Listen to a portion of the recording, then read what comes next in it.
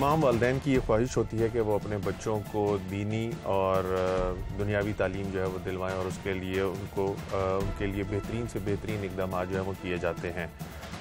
इस बच्चे के वालिदैन की जानिब से भी उसके मुस्तक़बिल के बारे में बहुत कुछ सोचा गया होगा और उनका ये ख्याल होगा कि बच्चे को पहले दीनी तालीम दिलवाई जाए और उसके अंदर जब वो अबूर हासिल कर ले तो उसको फिर जो दुनियावी तालीम है उसके लिए भी स्कूल वगैरह जो है वो दाखिल करवाया जा सकता है। लेकिन माशरे में हमारे बढ़ते हुए इस तरह के बहुत से वाक़यात आए रोज़ सामने आते हैं कि जब बच्चे स्कूल या मदरसे जाते हैं तो वहाँ पर उन पर टीचर्स की जानिब से तशद्दुद किया जाता है और मासूम बच्चे बसा औक़ात इस तशद्दुद को बर्दाश्त नहीं कर पाते और या उनको बहुत सी गहरी ज़रबें चोटें लग जाती हैं या फिर वो जान की बाजी भी हार जाते हैं।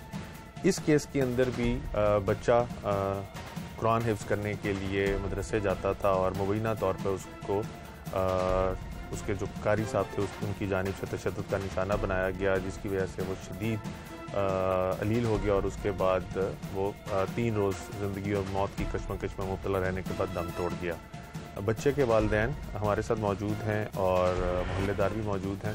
ना सिर्फ हम बच्चे के बारे में जानने की कोशिश करेंगे बल्कि ये भी जानने की कोशिश करेंगे जब बच्चे स्कूल जाते हैं या मदरसे जाते हैं और उसके बाद वो वापस आते हैं तो वालिदैन यानी उनसे कभी बच्चे ने बताया था कि वालिदैन को कि किस तरह का उससे वहाँ पर रवैया जो है वो बरता जाता है।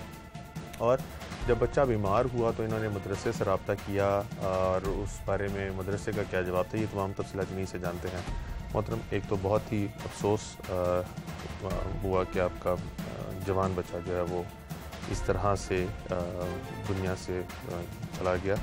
सबसे पहले अपना नाम बताइएगा, क्या करते हैं? मेरा नाम वाजिद हुसैन है, मैं शोबर बैग का काम करता हूँ साइकिल पे। अब चंद माह हुए हैं शोपर बैग की दुकान बनाई है तो अब वो काम कर रहा हूँ मैं। तो यहाँ पे इलाके में ही काम करते हैं? हाँ जी, इधर पहले रावी रोड में सप्लाई देता था, अमर रोड पे साइकिल पे देता था। तो कल से मुझे वहाँ से भी बहुत सारे फ़ोन आ रहे हैं। फिर अब इसने बेटे ने कहा पापा जी अपनी कुछ छोटी मोटी दुकान कर लो। तो कितने बच्चे आपके? माशाल्लाह मेरी यहाँ 2 बेटी हैं, 1 बेटा है। ये इकलौता बेटा था? एक लौटा बेटा। ये बड़ा था सबसे? नहीं, ये दूसरे नंबर था, बच्ची बड़ी है माशाल्लाह। तो जब ये बच्चा बड़ा हो रहा था तो कैसे आपको ख्याल आया कि बच्चे को हाफ़िज़ कुरान बनाया जाए या आपका हमेशा से? अल्हम्दुलिल्लाह ये अल्हम्दुलिल्लाह मेरे दोनों बेटियाँ हाफ़िज़ कुरान हैं माशाल्लाह। मेरा बेटा हाफ़िज़ कुरान है तो ये कर चुके हुए? अल्हम्दुलिल्लाह मैं इस काबिल नहीं हूँ कि मैं जितना भी रब्बे काबा का शुक्र अदा करूँ उतना ही कम है। ये सादत मुझे 4.5-5 साल की उम्र में ये बच्चे थे तो मैंने अभी प्राइवेट डाले थे, इधर छोटे छोटे थे तो मैं उधर से सप्लाई देने जाता था तो उधर वो इकरा के बच्चों को देखता था तो वो मुझे बहुत अच्छे लगते थे, सफ़ेद टोपियाँ पहनी हुई। तो मैंने फिर रब्ता किया तो अल्लाह का शुक्र है अल्हम्दुलिल्लाह कि उन्होंने कहा जी एज के हिसाब से 4.5 साल की उम्र से बाद हम बच्चा नहीं लेते। तो माशाल्लाह मेरे 2 बच्चों की तो 4.5 के रेंज थी, तो एक बड़ी बच्ची थी उसका मसला आ रहा था, उसकी 5.5 साल थी। उन्होंने कहा इसकी दरख्वास्त देना पड़ेगी फिर इसको दाखिला मिलेगा। अल्हम्दुलिल्लाह दरख्वास्त दी, दरख्वास्त मंजूर हो गई। तीनों बच्चे एक मदरसे में शिफ्ट हो गए अल्हम्दुलिल्लाह। पहले अल्हम्दुलिल्लाह बड़ी बच्ची ने हिफ्ज़ किया, उसके बाद अल्हम्दुलिल्लाह मेरे साढ़े आपा साहब हाफिज़ मोहम्मद हमज़ा अल्हम्दुलिल्लाह उन्होंने भी निशान इकरा मिले हैं अल्हम्दुलिल्लाह। फिर तीसरी बेटी ने माशाल्लाह तकरीबन 2 साल हो गए ने, तीसरी बेटी ने भी माशाल्लाह तकरीबन 7-8 साल की उम्र दे बस कर लिया। हमज़ा ने कितनी उम्र में कुरान हिफ्ज़ किया? अल्हम्दुलिल्लाह अब साढ़े आपा साहब ने 10 साल की उम्र से हिफ्ज़ किया है। तो ये कौन इकरा स्कूल की तरफ से किया। ये कौन से मदरसे में जाते थे? ये पहले जाते थे सदीकपुरा। हाँ जी। तो अभी किस स्कूल में जाना है, किस जगह पे? सदीकपुरे से इन्होंने हिफ्ज़ किया है।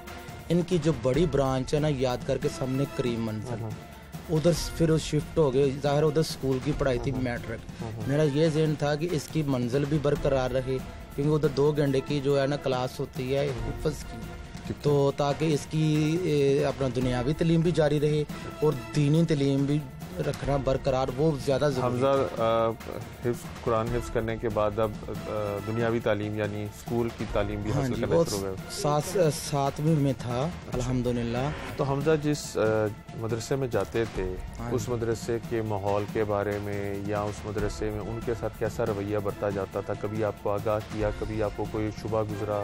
अल्हम्दुलिल्लाह इसको 8 माह हो गए हैं इधर जाते हुए इस मदरसे में, यानी कि साल करीब होने वाला है। अब इसने पेपर देने थे, एक दे दिए हैं, अब इसके दूसरे पेपर थे तो अभी इसने कागजात वगैरह बुक्स मुझे 9 की बुक्स मुझसे मंगवाई हैं। इसने 2 माह पहले मुझे कहा पापा जी जो मेरा कारी है ना, कारी मसीम साहब, वो उधर ही रहते थे, वो तो आप ना ये मेरे हाथ खड़े करवा देता है, तो इस तरह बुक्स करवाता है तो मुझसे नहीं बर्दाश्त होता। तो मैं क्या बेटा आप इस तरह करो, मुझे उधर जाने दो ताकि मैं उनसे बात करूं कि मसला क्या है, बच्चा है हेल्दी है, अब कोई मसला है, कोई सबक में प्रॉब्लम है या कोई लेट है तो मेरे साथ रब्ता करें आप। तो आइंदा के लिए अल्लाह ना करे कल को आने वाले दिन में तेरे साथ कोई मसला बने तो उसका ज़िम्मेदार कौन होगा? कहता पापा जी नहीं, वो मेरा मजाक उड़ाएंगे, कारी साहब कहेंगे कि ये घर जाके शिकायतें लगाता है, बच्चों को होता है ना। तो इसने मेरी पेश नहीं जाने दी, इसने मुझे नहीं जाने दिया। तो आज यही वक्त मुझे देखना पड़ रहा है। जुमेरात वाले दिन ये आखिरी दफ़ा क्या हुआ जब हमजा मदरसे से आए तो आप घर में मौजूद थे? नहीं, मैं घर में मौजूद नहीं था। मैं क्यों कहूँ, मैं दुकान पे था, घर से मुझे फ़ोन आया, मैं उसी वक्त आ गया हूँ। हाँ जी, तो देखा बच्चे को बुखार था, बच्चे ने मुझे खुद कॉल करके बुलाया और उसका प्यार क्या बताया उसने? मुझे कहा पापा जी आप घर जा जाएं। तो मैं घर आया हूँ तो मैंने उसकी कंडीशन देखी है, उसको बुखार शदीद था। मैंने कहा बेटा आपको मैं लेके जाता हूँ, मेरे साथ गया है। उसने सारी बातें रास्ते में मेरे साथ शेयर की हैं। क्या बताया उसने? उसने कहा पापा जी बात ये है कि मैं सुबह गया हूँ, उन्होंने मेरे हाथ खड़े करवाए हैं, मेरे हाथ खड़े करवाए तो मेरी तबीयत नसार हो गई है। तो मैंने फिर बैठ गया हूँ। फिर मैंने गुस्से से कहा, दूसरा पीरियड आया, वो कहता आप मुझे पीरियड दो। कहता मैंने कहा मेरी तबीयत सही नहीं है, लिहाजा मैं नहीं अब दे सकता। तो आगे मैंने 15 मिनट 20 मिनट हाथ खड़े किए हैं, अब आपको मैं पीरियड दूँ, अब मैं छुट्टी लेके जा रहा हूँ। तो उन्होंने कहा नहीं। फिर उन्होंने बच्चे के हमने भी इस दुनिया से जाना है, जो बात बच्चे ने मुझे क्लियर बताई, सारी बातें बच्चे ने शेयर की हैं। बच्चे ने कहा जी मुझे मुर्गा बनाया गया, मुर्गा वो बनने की उसकी कैपेसिटी नहीं है। पहले नंबर पे तो हेल्दी है मुर्गा, वो तो आम इंसान 5 मिनट बन जाए तो उसकी दिमाग की फिरकियाँ घूम जाती हैं। 15 से 20 मिनट तक मुर्गा बनाया गया है और तीसरे ने जो है ना वो मुक्के मारे तीसरे पीरियड में। कोई जिस्म के ऊपर तशद्दुद के निशान थे? आपने ये जो सिलसिला है इसमें तो आपको समझदार है कि तशद्दुद के निशानात तो आते ही नहीं है। पहले नंबर पे मुर्गा बनना या खड़ा करना, मुक्के का कुछ कह नहीं सकते, ये तो अब इंशाल्लाह रिपोर्ट आने में ही सारी मालूमात। जुमेरात को आप उसको हमजा को डॉक्टर पे लेके गए, उसके बाद क्या हुआ? डॉक्टर से लेके आए हैं, 10 बजे का टाइम है। मैंने नाज़िम आला को फ़ोन किया है, मैंने कहा जी इस तरह बच्चे के साथ टॉर्चर हुआ है, 3 कारियों ने तशद्दुद किया है। तो उनका क्या जवाब था? तो उनका ये जवाब था कि मैं पूरी इंक्वायरी करूँगा इंशाल्लाह ताला। तो उसके बाद ये अल्फाज उन्होंने कह के फ़ोन बंद कर दिया। फिर अगला दिन जुमे का था, तो फिर मैं ख़ुद उनके जामिया में गया हूँ। मेरी नाज़िम आला से बात हुई है, नाज़िम आला ने फ़ोन निकाल के मुझे मैसेज सुनवाया है। जब रात को आपकी कॉल आई है तो मैंने उसी वक्त मैसेज सेंड कर दिए थे तीनों कारियों को कि मेरी बात सुनो कि पहले नंबर पे मैंने अलाउ ही नहीं दिया हुआ कि इस मदरसे में एक तो तशद्दुद किया जाए, मुर्गा बनाया जाए, तो मुक्के मारे जाएं। तो लिहाजा मैं आपसे माजरत चाहता हूँ, आइंदा ये काम नहीं होगा। और जुमे को हमजा की तबीयत कैसी थी? बुखार था उसको उनकी डेथ कब हुई? डेथ उसकी हुई है इतवार वाले दिन। उस दिन क्या हुआ? यानी उस दिन गए हैं जुम्मे वाले दिन। फिर मैं लेके गया हूँ, मेरा दिल कह रहा था, मैं इसको कह रहा था, मैंने कहा मेरी बात सुनो, इसकी ट्रीटमेंट अच्छी होनी चाहिए, क्योंकि मुझे 1 साल पहले बुखार हुआ था टाइफाइड। 4 माह मैं चारपाई में रहा हूँ। तो उन्होंने टेस्ट किए, मैंने कहा कि पैसे को नहीं हमने देखना, हम इसको लेके जाएं, इसकी ट्रीटमेंट अच्छी हो ताकि इसको ड्रिपें वगैरह लगाएं, ताकि जो है ना इसकी अपने जल्दी से जल्दी सेहत याब हो। उधर भी गए हैं, उन्होंने भी ये कुछ नहीं हमें कहा। उन्होंने मेडिसिन लिखी दी है, चेकअप किया है, इसका BP check, blood pressure check, अपना बुखार चेक किया है, 99 बुखार था। तो उन्होंने कहा ऐसा कोई मसला नहीं है, तो आप ये मेडिसिन ले जाएं, इसको दें, ठीक हो जाएगा। तो इतवार को दोबारा तबीयत खराब हुई? नहीं, मैं आपको बताता हूँ ना, वो मेडिसिन दी है तो मुझे कहता है घर आए हैं, मुझे कहता है पापा मेरी ना आप टांगे दबाओ। मैंने उसकी टांगे दबाई है, कहता मुझे यहाँ से ना दबाओ, मुझे सुकून हो। तो हफ्ते वाले दिन भी माशाल्लाह उसको मेडिसिन लेके थी है तो खाई है। तो बाकी ये इतवार वाले दिन जो मामला हुआ है, सुबह उठा है, उसने कहा पापा मेरे लिए चने लेके आओ, मैं 3 दिन से डब्बा रोटी मुझसे नहीं खाई जाती। तो मैं नाश्ता लेने गया हूँ, तो मैं आया हूँ तो मोबाइल कार था, इसकी मामा रो रही थी। तो मुझे कहता आप ऊपर आ जाए, हमारा हमसा चला गया। मैंने क्या हुआ क्या? तो फिर भी उसने हिम्मत नहीं हारी। मैंने देखा बर्फ़ में लगा हुआ है, कूल, ब्लड प्रेशर जो है ना बिल्कुल ऐसे जैसे। नाम ले रहा था, बात तो सही कर, तो माजिद साहब का नाम ही लेते हैं। माजिद कौन? हाँ जी, उस्ताज़ा, एक उस्ताज़ा का ये नाम उसने लिया। पापा को सही बातों का नहीं समझ आ रही। ये आप बताइएगा कि आप घर में थी, आप पकड़ लीजिए माइक। ये जब घर आया ना 12-12:30 बजे आ गया घर, जुमेरात आके तो इधर गिर गया। तो मैंने बोला, मैंने कहा जब आता मेरा बेटा मुझे पता होता कैसा होता है। 12:30 बजे मैं कहा खैरियत आप इतनी जल्दी आ गई हो? कहता मम्मा क्या नाम थे ना, मैंने कहा हुआ क्या? मुझे तो काला से इसका रंग हुआ था। तो ना कहता मम्मा मेरे सर को कुछ हो रहा है। मैंने इस तरह उठा के अपने बेटे को इधर ही बैठा दिया बेड के ऊपर। कहता मम्मा, मैंने कहा तुझे किसी ने मारा तो मुझे बताओ। तो कहता नहीं मम्मा, बोला नहीं आगे से, जैसे बच्चा गुमसुम हो जाता है। मैं कहा मोटरसाइकिल से गिरे हो, क्या हुआ मुझे बताओ। इधर ही बस वो लेट गया, मम्मा मुझे यहीं लिटा दो। मैं कहा मैं तुम्हारे आगे आता है मम्मा जी, खाना दो, हम ऐसे बातें करते माँ बेटे। तो कुछ भी नहीं इसने बात की, इधर मैंने लिटा दिया, मैंने हाथ लगाया। मैं कहा हमजा आपको तो बुखार बहुत ज़्यादा तेज़ है। कहता मम्मा मेरे सर में दर्द हो रही। मैं कहा चाय बना के लो। कहता नहीं मैंने कुछ नहीं खाना, ना पानी पिया, कुछ भी नहीं खाया। तो वो हमारे घर साहब आते, वो बच्चों को छोड़ने। मैं कहा घर साहब जल्दी से ऊपर आओ।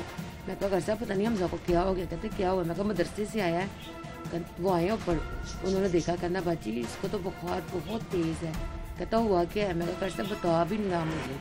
तभी मुझे भाई बता देते हैं ये, मैं तभी मदरसे में जाके उनको बताती कि कैसे किसी के बेटे को मारते हैं। इसने अपने जाके भी बच्चों को पढ़ाने जाता सपारा। मैंने कहा जो बच्चों को पढ़ाओगा। तो मम्मा मेरे में हिम्मत नहीं है, मैंने नहीं जाना, पापा को फ़ोन करके यहीं बुला लो।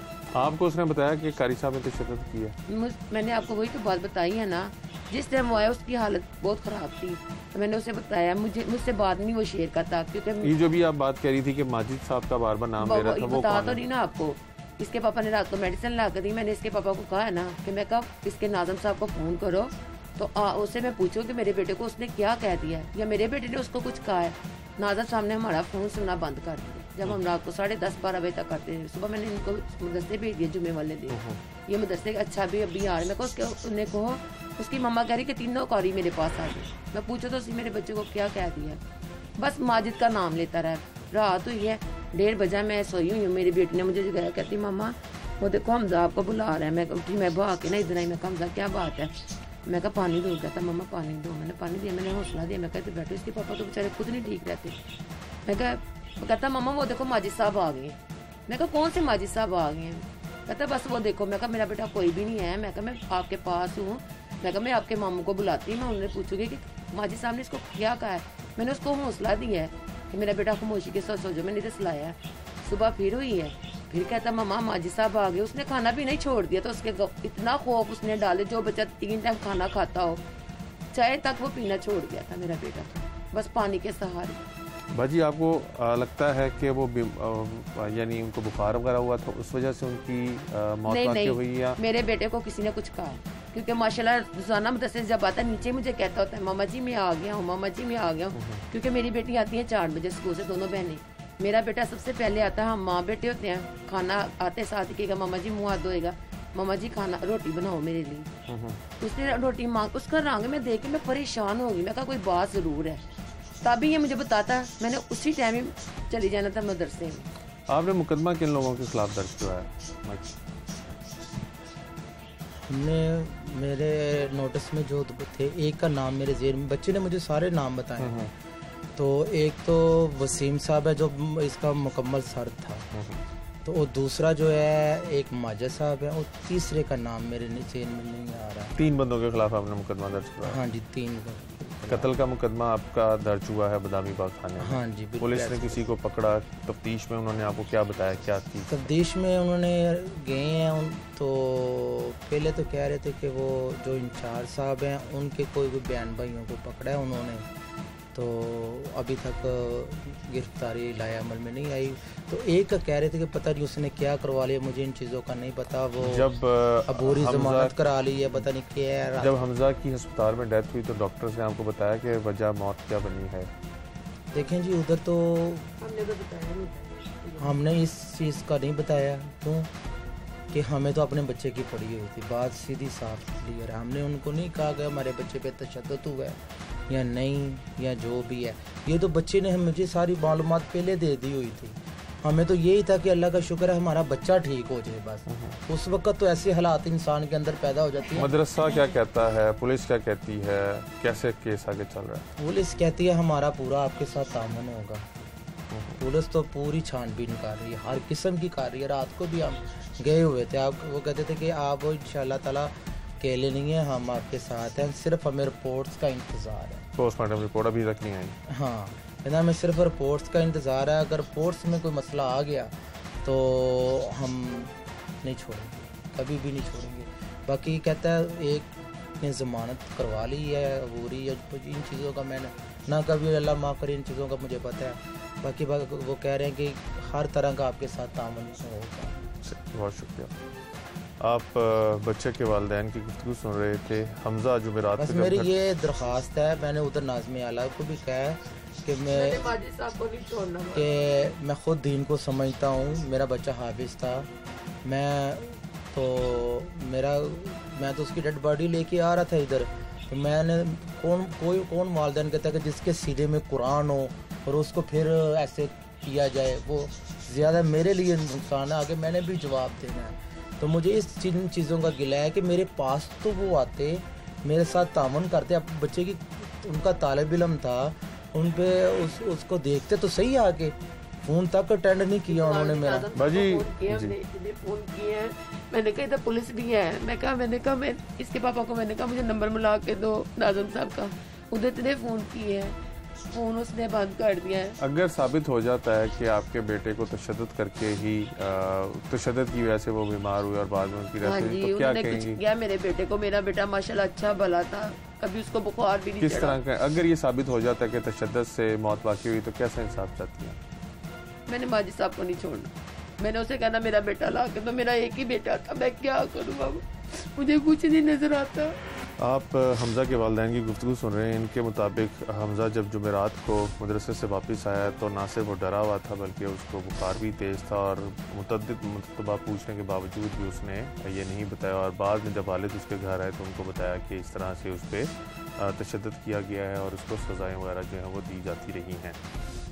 पुलिस ने मुकदमा कत्ल की दफ़ात के तहत दर्ज किया है थाना बदामी बाग में, और इनके बकौल कुछ अफराद को हिरासत में लिया हुआ है, लेकिन जो मरकज़ी मुलजिम है उन्होंने शायद अबूरी ज़मानतें कराई हैं, जिसकी वजह से पुलिस जो है अभी तक उनको नहीं पकड़ सकी। और साथ ही साथ पोस्टमार्टम रिपोर्ट जो है वो भी अभी तक यानी मौसूल नहीं हुई पुलिस को, फॉरेंसिक रिपोर्ट और पोस्टमार्टम रिपोर्ट, जिसके बाद हतमी तौर पे पुलिस ये बता सकेगी कि आया बच्चे की मौत जो है वो तशद्दुद की वजह से वाक़ई हुई है या कोई और वजह है।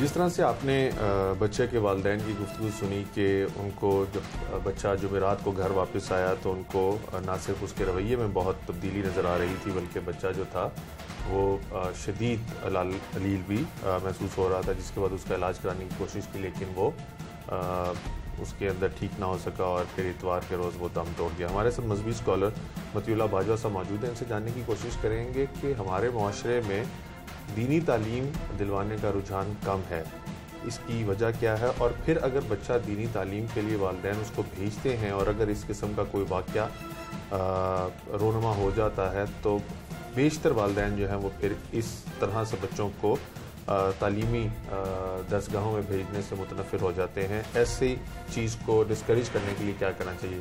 वाजिब साहब, एक तो वक्त के लिए बहुत शुक्रिया। ये फरमाइएगा कि आपके ख्याल में, आपके मुशाहिदे में कितने % जो हमारे वालिदैन हैं वो बच्चों को दीनी तालीम दिलवाने का रुझान रखते हैं? बिस्मिल्लाह वस्सलातु वस्सलामु अला रसूलिल्लाह सल्लल्लाहु अलैहि वसल्लम। सबसे पहली बात तो यह है कि जो बात आपने इरशाद फरमाई अपने इंट्रो में मेरे साथ बात करते हुए, तो उसके असबाब सिर्फ ये नहीं है कि वहाँ पे ऐसा माहौल है जिससे लोग खाइफ हैं। उसके असबाब और बहुत से हैं। ज़ाहिर है हालात भी हैं, माशी हालात भी हैं। लोग समझते हैं कि दीनी तालीम हासिल करने के बाद उनकी मईशत का मामला मुश्किल हो जाएगा। इसी तरह फिर माशरे में उनकी कदर व कीमत है, वो ज़ाहिर है कि बहुत उसको जानबूझ के मुतासिर किया गया है और इस तबके को सबसे आखिरी तबका बनाकर पेश करने की कोशिश की है ताकि लोग इस तरफ ना जाएं और दीगर तालीमी मैदानों में वो जाएँ और अपना हुनर आजमाएँ। तो एक तो ये वजह है। फिर हुकूमती रवैया है हमेशा से, यानी पाकिस्तान बनने से पहले ज़ाहिर अंग्रेज़ों के कब्ज़े में थे और उसके बाद भी मुसलसल वही रवैया है, मौनदाना रवैया, कि जो कोई भी आता है वो कब्ज़ा करने की कोशिश तो करता है, हालात को सुधारने की कोशिश नहीं करता। उसका मतम नज़र ये नहीं है कि ये साइंस पढ़ के तो माशरे के लिए मुफीद हो जाए, बल्कि वो चाहता है कि किसी तरह से ये दीन पढ़ने से बेदार होकर इधर ही आ जाएं जिधर हम हैं। तो एक तो वजह ये है। दूसरी वजह ये भी मौजूद है, आपकी बात किसी हद तक दुरुस्त है, कि जब इस तरह के वाक़यात होते हैं जैसे ये बादामी बाग में हुआ है, अभी वो जुर्म साबित तो होगा, बाद में पुलिस अपनी तहकीकात करेगी, अदालत फैसला करेगी, लेकिन जाहिर है कि जब एक वाक़या ऐसा हो जाए तो ये बेशुमार वालिदैन को डराने के लिए काफ़ी है कि आप अपना बच्चा, और ज़ाहिर है तालीमी जो दीनी दरसगाहें हैं वहाँ जब आप अपने बच्चे को भेजते हैं तो उसकी एज ऑलमोस्ट कोई 10, 11, 12 साल होती है, उसको हिफ्ज़ के लिए भेजते हैं। बड़ा महबूब बच्चा होता है उस वक्त की एज में अपने वालिदैन के लिए। उस वक्त तो आप ये भी बर्दाश्त नहीं कर सकते कि कोई स्कूल में भेजने जाने वाला बच्चा ही उसका कोई टीचर सख्त अंदाज से डांट भी दे। आज का जो माहौल है, ये कोई 50 साल पहले की बात नहीं है जहाँ लोग ये कहा करते थे असातिज़ा कि आप जैसे चाहें इसको पढ़ाएं, तालीम दिलवाएं, आप इसको मारें पीटें जो मर्जी करें। वो माहौल मुख्तलिफ था और आज का माहौल बिल्कुल मुख्तलिफ है।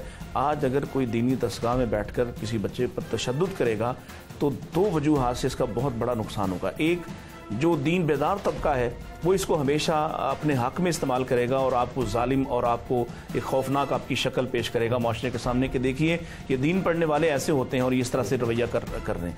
दूसरी वजह यह है कि जो बच्चा इन माहौल में और इस तरह के सख्त हालात में, जहाँ दीन पढ़ना आसान काम नहीं है और जहाँ दीन की तरफ आना आसान काम नहीं है, जहाँ दीन की तरफ आना अपने आप को मुश्किलात में डालने के मुतरादिफ है, वहाँ आप उस बच्चे की भी हौसला अफजाई नहीं कर रहे बल्कि हौसला शिकनी कर रहे हैं। उन वालिदैन की जो अपने बच्चों को आपके पास भेज रहे हैं, कहीं आसान था कि वो उस बच्चे को अगर तालीम नहीं दिलवा सकते माली तौर पर तो वो उसको कोई हुनर सिखा देते, लेकिन वो इस तालीम को पसंद कर रहे हैं, रग़बत से पसंद कर रहे हैं, तो आप उनकी हौसला शिकनी करके ये माशरे से ये एतमाद भी छीन लेना चाहते हैं कि हम दीन पढ़ाने के लिए अपने बच्चे को भेजें। सो मैं ये समझता हूँ कि इस मामले में ये सारे असबाब को सामने रखना चाहिए और ख़ास तौर पे दीनी दरसगाहों के जो आइम्मा हैं, जो असातिज़ा हैं, उनकी जिम्मेदारी पहले से कहीं बढ़ गई है कि अब उनका एक एक कदम और एक एक उनका जो उनकी हरकत और उनकी सकनत है वो उस पर लोगों की निगाह है और ना सिर्फ लोगों की बल्कि पूरी इंटरनेशनल मीडिया की निगाह उन पर होती है। वाजिब साहब, जिस तरह से हमने बहुत से रूल्स बनाए जो हमारे स्कूल सिस्टम्स थे जहाँ पे दुनियावी तालीम दिलवाई जाती है बच्चों को, वहाँ पे इस चीज़ को स्कूल्स एसोसिएशन बनने के बाद मॉनिटर किया गया कि बच्चे के ऊपर तशद्दुद ना किया जाए, टीचर जो है वो गुस्से के अंदर अपने जज्बात को काबू में रखे, पहले स्टिक से या थप्पड़ वगैरह जो रसीद कर दिया जाता था उन चीज़ों को बड़ा मॉनिटर किया गया और आजकल स्कूल ये इंश्योर करते हैं कि वो इस तरह के टीचर्स को हायर करें जो बच्चों के साथ इंतहाई नरमी और पोलाइटली बिहेव करें। क्या वजह है कि क्या हिफ्ज़ के दौरान बच्चे को सज़ा देना बहुत ज़रूरी हो जाता है? क्योंकि जब भी आप वीडियो कोई ऐसी वायरल होती है उसमें देखते हैं कि बच्चा सिपारा नहीं पढ़ा और वो सबक सुनाते हुए थोड़ा सा वो उलझा है या उसने यानी उसको सबक भूल गया है तो साजा जो हैं वो दीनी साजा जो हैं वो उसको तशद्दुद करते दिखाई देते हैं। बेशक एक दो थप्पड़ रसीद करते दिखाई देते हैं या मुर्गा बना देते हैं। इस केस में भी वो कहते हैं कि मुक्के मारते रहे हैं। इल्ज़ाम है कि जो कारी साहिबान थे वो मुक्के मारते रहे, हाथ खड़ा कर देते थे और मुर्गा बना देते थे। क्या बहुत ज़रूरी जुज़ है ये अगर कोई बच्चा दीनी तालीम हासिल कर रहा है और वो बिलखसूस कुरान हिफ्ज़ कर रहा है? तो देखिए, मेरा ख्याल है कि इस बात में ना अहले दीन ने भी इसको समझा नहीं है इस बात को। मसलन नबी पाक सल्लल्लाहु अलैहि वसल्लम ने ये जो बात इरशाद फरमाई कि 7 साल का हो तो इसको नमाज का पाबंद बनाने की कोशिश करो और 10 साल का हो तो थोड़ी सख्ती करके भी, इस तादीब को लोगों ने समझा कि शायद कोई जुल्म करना भी उनके लिए रवा हो गया। तादीब हमेशा तादीब होती है और वो तरगीब के लिए ही होती है और वो थोड़ा डर दिलाकर, थोड़ा एहसास दिलाकर उनको वापस लाना होता है। तादीब का हरगिज़ मतलब ये नहीं कि आप हड्डियाँ पसलियाँ तोड़ दें, और आप उसके 100 तरीके हैं। आप किसी बच्चे को सज़ा देने के लिए उसको अगर क्लास में 10 मिनट के लिए खड़ा भी कर देंगे तो वो अपनी थोड़ी सी तौहीन महसूस करेगा और वो मुमकिन है कि वो पहले से ज़्यादा मेहनत करके रिजल्ट अच्छा देना शुरू कर दे। लेकिन ताज़ीब देना, तादीब और ताज़ीब में फ़र्क है। आप अजाब देना शुरू कर दें, आप पाइप से मारना शुरू कर दें, आप कोई लोहे की स्टिक रख लें, आप कोई लकड़ी की स्टिक रख लें, बिल्कुल भी ज़रूरी नहीं है। इसलिए कि मैं तो रसूलुल्लाह सल्लल्लाहु अलैहि वसल्लम की ज़िंदगी को ही अपने लिए नमूना समझता हूँ। आपने जिन लोगों को तालीम दी है और जिन लोगों ने आपके सामने कुरान याद किया है और जिन्होंने आपकी बात को हिफ्ज़ किया है, ये कोई 8-10 साल के बच्चे नहीं थे। बच्चे तो वैसे ही बहुत टैलेंटेड होते हैं, वो तो उन पर तो नक्श हो जाती हैं चीज़ें। हमने तो देखा कि रसूलुल्लाह सल्लल्लाहु अलैहि वसल्लम के जो साथी हैं वो 70-70 साल के, 80-80 साल के बुजुर्ग भी आए तो उन्होंने कुरान को याद किया और किसी ने उन पर कोई सख्ती नहीं की। खुद रसूलुल्लाह सल्लल्लाहु अलैहि वसल्लम आपकी ज़िंदगी जो है इस तरह का कामिल नमूना है कि आपसे जो जानने वाले और आपसे पढ़ने वाले और आपके पास रहने वाले वो 10-10 साल आपकी ज़िंदगी में आपके साथ शामिल रहे और इन द एंड उन्होंने कहा कि अल्लाह के नबी ने कभी हमें ये भी नहीं कहा कि ये काम तुमने क्यों कहा, आपने हमेशा नरमी और शफकत से बात की है। तीसरी बात जो आपने अपनी गुफ्तगू में की, वो सवाल आपने मुझसे नहीं किया, लेकिन मैं चाह रहा था सवाल आप वो मुझसे करते कि अगर प्राइवेट स्कूल एसोसिएशन बन सकती है और उन पर कोई अथॉरिटी बन सकती है और उनका कोई चेक एंड बैलेंस हो सकता है तो मदारिस का क्यों नहीं हो सकता? हो सकता है और बिल्कुल करना चाहिए। मसला सिर्फ एक है कि स्कूल जो हैं वो कोई फ़िरका वाराना उनकी कोई डिवीज़न नहीं है। वो प्राइवेट स्कूल हैं, वो छोटा बड़ा स्कूल है, उसमें सब शामिल हैं। लेकिन यहाँ एक बहुत बड़ी रुकावट है कि हर मसलक के अपने मदारिस हैं और वो अपने मसलक के अलावा किसी को जवाब देने के लिए तैयार नहीं है।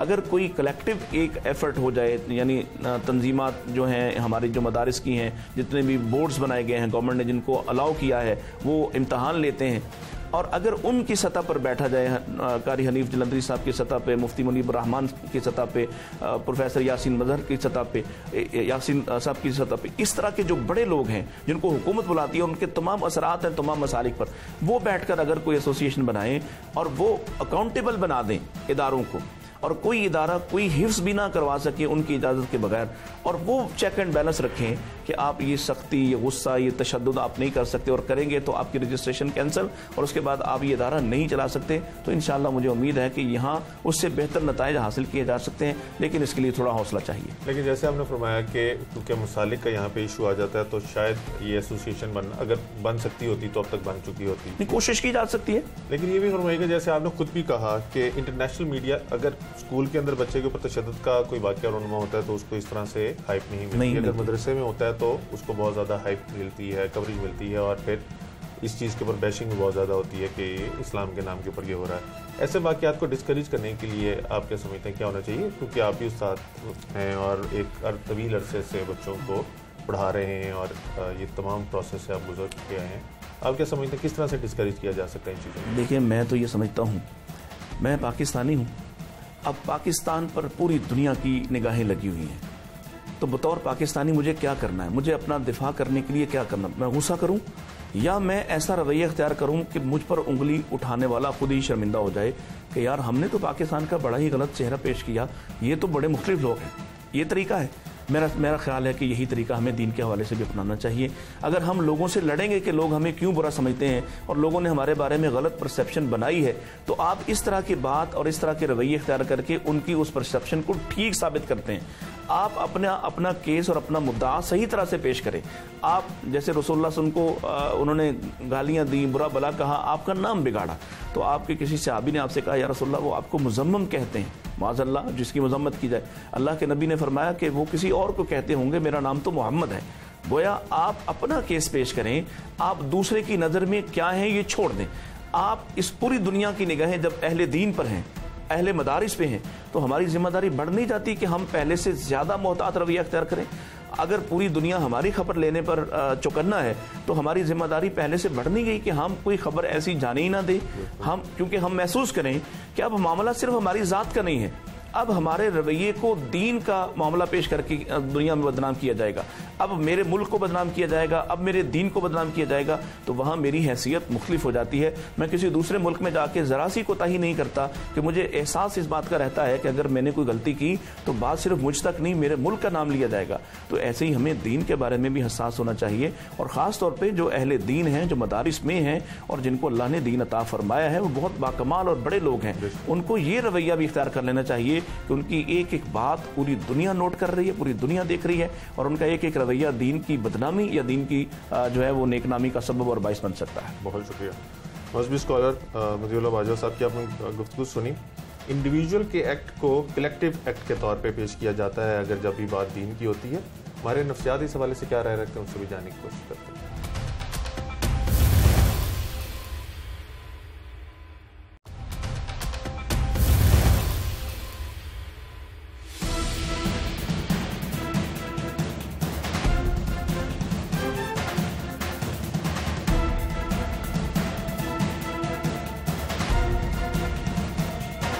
हमारे नफ्सियात डॉक्टर आमना मौज़म साहिबा हमारे साथ मौजूद हैं। इनसे जानने की कोशिश करेंगे कि जिस केस के ऊपर हम प्रोग्राम कर रहे हैं, इसके अंदर क्यों बच्चे को मार कर पढ़ाना ही जो है वो बेहतर समझा जाता है। क्या बच्चे बगैर मार के भी पढ़ सकते हैं? और जिस तरह से आपने मजबूत स्कॉलर की गुफ्तगू सुनी और वालिदैन की गुफ्तगू सुनी, उन तमाम एक्सपर्ट्स को इनके साथ डिस्कस करते हैं। डॉक्टर साहब, एक तो वक्त के लिए बहुत शुक्रिया।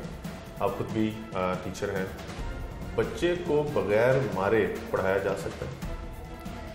अगर हम लर्निंग या एजुकेशन की ट्रू स्पिरिट और सेंस में बात करें तो आई थिंक उसमें मार जो है उसका तो कॉन्सेप्ट हम यूनानिमसली समझते हैं कि बिल्कुल भी नहीं है। इवन हमारे डिक्लेरेटिव में गवर्नमेंट ऑफ पंजाब ने कुछ साल पहले एक इनिशिएटिव लिया और उन्होंने डिफरेंट गवर्नमेंट के जो स्कूल्स थे जहाँ पे एक कल्चर था बच्चों को मारने का, वहाँ पे उन्होंने स्पेशली एक बोर्ड्स लगवाए कि मार नहीं प्यार, जो कि हमें पता बड़ा फेवरेट हुआ लोगों का कि जी बच्चों को मार के नहीं बल्कि उनको प्यार से पढ़ाना।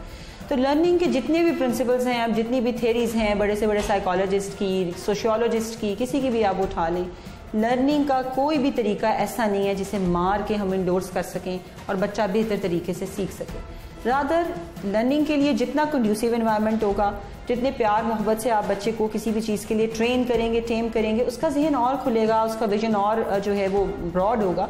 बल्कि हमारी जो सोशल लर्निंग थेरीज हैं वो ये कहती हैं कि टीचर को एक रोल मॉडल होता है। जिस तरह की टीचर की पर्सनालिटी होती है, उसकी अपीयरेंस होती है, इवन उसकी जो ड्रेसिंग है वो मैटर करती है, उसकी कम्युनिकेशन स्टाइल मैटर करते हैं कि वो कितनी खुश अखलाकी से गुफ्तगू कर रहा है, वो किस तरह के अल्फाज इस्तेमाल कर रहा है। ये चीज़ें बच्चे की बेसिकली लर्निंग में शायद उसकी एक्चुअली जो कंटेंट उसको डिलीवर किया जा रहा होता है उससे भी ज़्यादा इंपॉर्टेंट रोल प्ले करती हैं।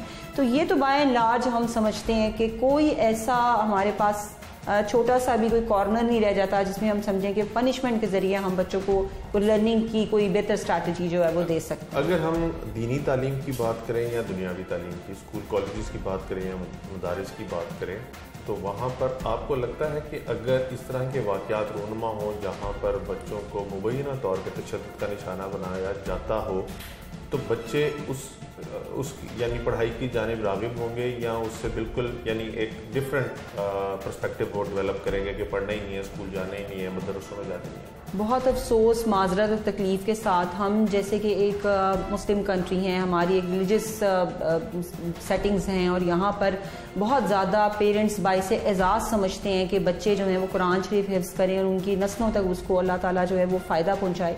उसके बावजूद आप देखें कि ज़हीन पढ़े लिखे घरानों और बहुत जो ब्राइट बच्चे हैं उनके फैमिलीज़ के अंदर आपको लगेगा कि ये परसेंटेज कुरान हिफ्ज़ करने की बहुत लो है। इसकी वजह क्या है? इसकी वजह ये है कि जो हमारा एक रिलीजियस इंस्टीट्यूशन का कल्चर है, इसमें अनफॉर्चुनेटली चूँकि आज तक कभी भी उस पॉइंट ऑफ व्यू से तरबियत नहीं की गई जिस तरह से हम टर्की में देखते हैं, मराकश में देखते हैं, मिस्र में देखते हैं, सऊदी अरब में देखते हैं और दूसरे इस्लामिक पैरेलल कंट्रीज़ में देखते हैं कि वहाँ के जो पढ़े हुए बच्चे, इल्म हासिल किए हुए, दीन का पूरी दुनिया पे छाए हुए। हमारे यहाँ वो इन्वायरमेंट बच्चों को नहीं दिया जा रहा जिसमें एक ज़हीन बच्चा, एक टैलेंटेड बच्चा जो है एक फील्ड के तौर पर दीन के इल्म को चूज़ करे। हम अपने बच्चों को, जो बच्चे खुदा न खास्ता किसी वजह से पढ़ाई में कम रह जाते हैं या वो बच्चे जो किसी न किसी किस्म की ज़हनी माजूरी का माइंड से शिकार होते हैं और उनको स्कूल वाले नहीं ले रहे होते हैं, या वो किसी फिजिकल डिसेबिलिटी का शिकार होते हैं, या वो बहुत ही ज़्यादा कोई शदीद मजहबी रुझान रखने वाली फैमिली से ताल्लुक़ रखते हैं जहाँ पेरेंट्स बाय फोर्स अपने बच्चों को डाल देते हैं एज अ करियर, हम बच्चों को दीन की तालीम की चॉइस कभी भी नहीं देते। उसकी वजह ये इन्वायरमेंट है जहाँ पर मार पीट और तशद्दुद के जरिए बच्चों को दीनी तालीम देने का एक बरसों से रवाज रहा है। बरिस्तागीर साथ ये भी कहा जाता है, काइंडली इस पर भी कमेंट कर दीजिएगा, कि जो बहुत ज़हीन बच्चे होते हैं, एक्स्ट्रॉर्डनरी ज़हीन होते हैं, वही कुरान मजीद जो है वो हिफ्ज़ कर पाते हैं, यानी 30 सुपारों को ज़हन नशीन करना, दिल के अंदर उसको संभाल लेना और फिर पूरी ज़िंदगी उस चीज़ को कैरी फॉरवर्ड करना। What do you think about it? जी, ये बिल्कुल हकीकत है कि बहुत सारे आम जो दुनिया के नॉलेज हैं उनसे ये बहुत अफजल, बहुत बढ़तर और बहुत ही एक मंजिल के साथ हासिल करने वाला इल्म है। और फिर अल्लाह ताला ने इसमें आसानी भी रखी है। जो कोशिश करते हैं अल्लाह ताला उनको बहुत जल्दी उसके अंदर जो है वो इन्वॉल्व इस तरह से कर लेते हैं कि वो सीख भी लेते हैं। इस सिनेरियो के ऊपर आप क्या कमेंट करेंगी कि यानी अब क्योंकि हम इस बच्चे के बारे में बात कर रहे हैं, हमजा शिकायत 2 माह पहले भी कर चुका हुआ था कि उसके कारी साहब ने उसको मारा है, और अभी भी जब वो आया तो उसने वालिदा के साथ ये जिक्र ना किया, लेकिन उसने अपने वालिद साहब के साथ ज़रूर जिक्र किया कि उसके 3 कारी साहिबान ने उसको वक्तन फ़वक्तन मारा और फिर मुबैना तौर पे उसकी बाद में 2-3 रोज़ अली रहने के बाद उसकी वफ़ात भी हो गई। इस सारे सिस्टम पे कमेंट क्या करेंगी? इससे क्या मैसेज जाएगा उन वालिदैन के लिए जो अपने बच्चों को पढ़ाना चाहते हैं? देखिए, एक तो पहली बात यह है कि हमारे कल्चर में पेरेंट्स ने भी एक माइंडसेट के तौर पे एक्सेप्ट कर लिया कि बच्चे को मदरसे में मार पड़ेगी और उस्ताद जो है वो बच्चे को मार सकता है क्योंकि वो उसको बेहतर तालीम देना चाहता है। इस माइंडसेट को चेंज करने की अशद ज़रूरत है। कोई तालीम मार के साथ नहीं होती। दूसरा, यहाँ हमने अमूमी मुशाहिदे में देखा है कि मदरसों के अंदर एक कल्चर है, ज़्यादातर मदरसों में, कुछ में नहीं भी है, लेकिन ज़्यादातर मदरसों में बच्चों को पढ़ाने के लिए सज़ा देना एक रोज़ का अमल है। ये नहीं है कि ओकेजनली किसी बच्चे को हो गई या इसको ऐसे कारी साहब मिले।